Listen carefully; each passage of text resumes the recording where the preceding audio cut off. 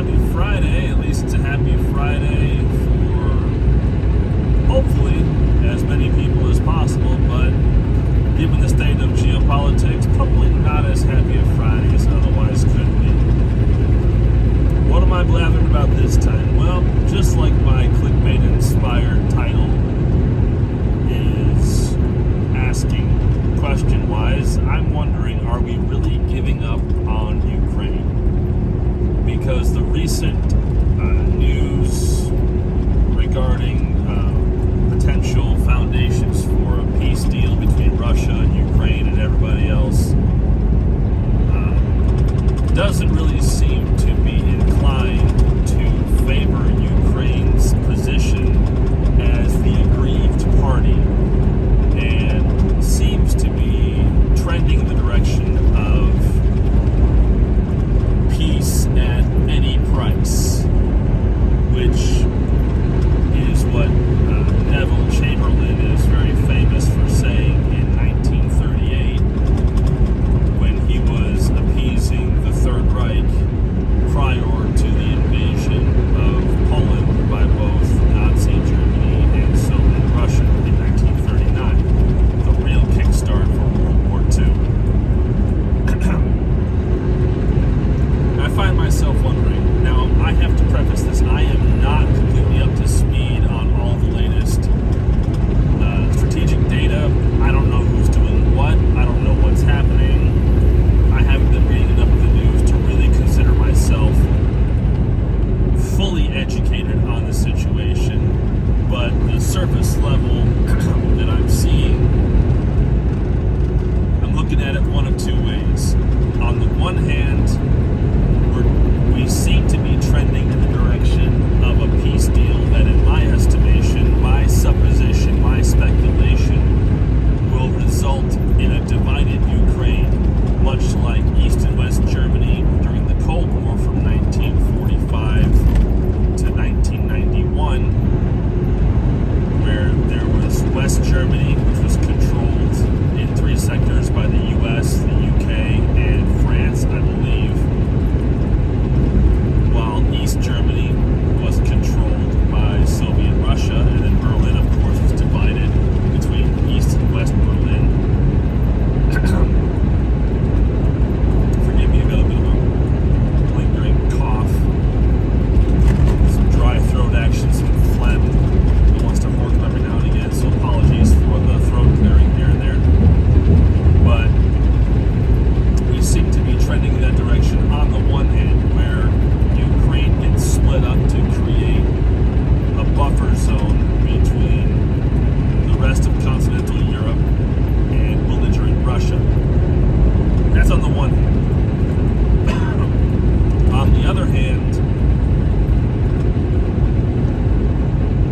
I'm hoping that this is just the starting levels of bluster by Mr. Trump, Mr. Zelensky, and a bunch of European leaders, just to get the nasty positions out of the way first, the let's appease Russia positions out of the way first, so that everyone can go foam at the mouth, either for or against them, and then the real negotiations can start after the insults have been traded. Like, we've had Trump insult Zelensky, we've had Zelensky go off on Trump, we've had some European leaders react negatively, so we appear to be on track with all of those different statements and, sally forths and whatever else,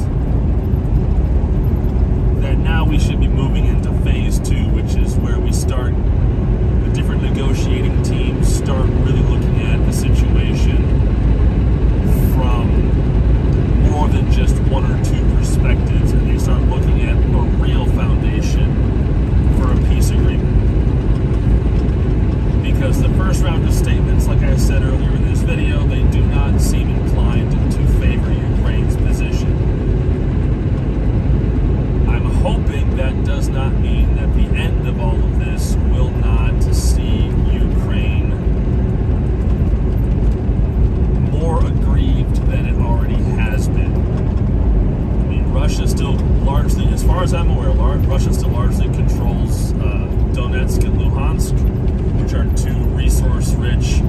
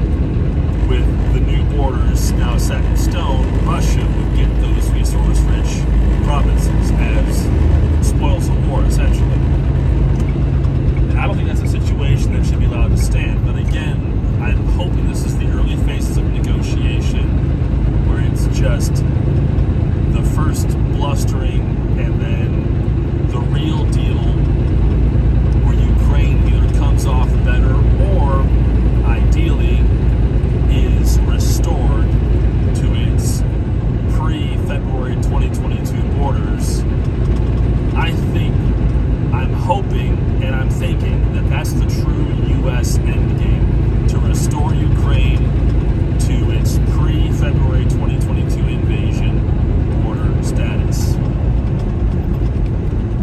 Russia has not been able to press very deep into Ukraine. They've been stopped and stonewalled plenty of places, while Ukraine has advanced to Kursk. So there's going to need to be some dethorning of all that mess at some point down the road here. But Ukraine, in my estimation, is in a really solid position as long as, war material keeps flowing to them to keep Russia at bay. And that means continued U.S. support for the conflict in terms of cash as well as weaponry. I'm not opposed to sending our older weapon systems to Ukraine to be used against the Russians, which is what they were designed to do in the first place back in 1970, whatever the heck, 1980, whatever the heck. A lot of that material is, at least it was, a lot of the material we sent over was the oldest stuff that was basically past its use-by date and needed to be set aside for, disposal, which is an expensive process. Instead, it's been used in combat, which is a significantly cheaper in terms of cash cost method of ordnance disposal than breaking it down into different components, rendering the explosives and the whatever propellants and other materials inert so that they can either be recycled or otherwise safely disposed of. That's what was happening early on. I have no idea what grade of weaponry is being sent over there now. I'm pretty sure we're getting into the oldest of our newer supplies, but again, I am just not fully informed of the situation. There's that cough. I'm just hopeful that when all is said and done, Ukraine at least gets its pre-2022 invasion borders back. I would love for Ukraine to get Crimea back. That would be ideal. Full recovery to its 2014 borders, and Russia just slapped all the way back to Moscow. That'd be the ideal situation. However, Secretary of Defense Hegseth has come out and said that that is not a realistic goal. Notably, what Hegseth did not say is that the 2022 borders, pre-invasion 2022 borders, are not an unrealistic goal, which is the foundation of my belief that the U.S. endgame is to restore Ukraine to its pre-February 22 invasion border status, with Ukraine regaining control of Donetsk and Luhansk, and Russia being forced to eat all of the cold crap they possibly can stomach, in addition to the horrific losses of, soldiers and material they've lost over the last 3 years, largely again at the hands of, old U.S. equipment that basically embarrassed them. And I'm sure there's a bunch of pro-Russia trolls out there who would say that, the U.S. stuff has just been barely holding Russia back, and Russia's really got some cool stuff. They're just going to roll over everybody, but they're holding it back because Russia is trying to make sure this thing doesn't escalate into true World War III. I don't believe that for a second. I think Russia is dangerously close to being tapped out, and I have to wonder how much longer it's going to be before China decides to take a bite out of Russia themselves and decide that, hey, look, Siberia is Chinese now. Not gonna lie, I kind of wouldn't mind that happening, despite the fact that there's probably a whole ton of natural resources in that region of Russia that would be excellent bargaining chips for international trade when inevitably Russia comes out of the doghouse and becomes an international trading partner again. Because in a lot of ways, some of the only untapped natural resources not in the United States or Canada are in Russia and the continent of Africa. But when it comes to Africa, apparently both the U.S. and most of Europe are waiting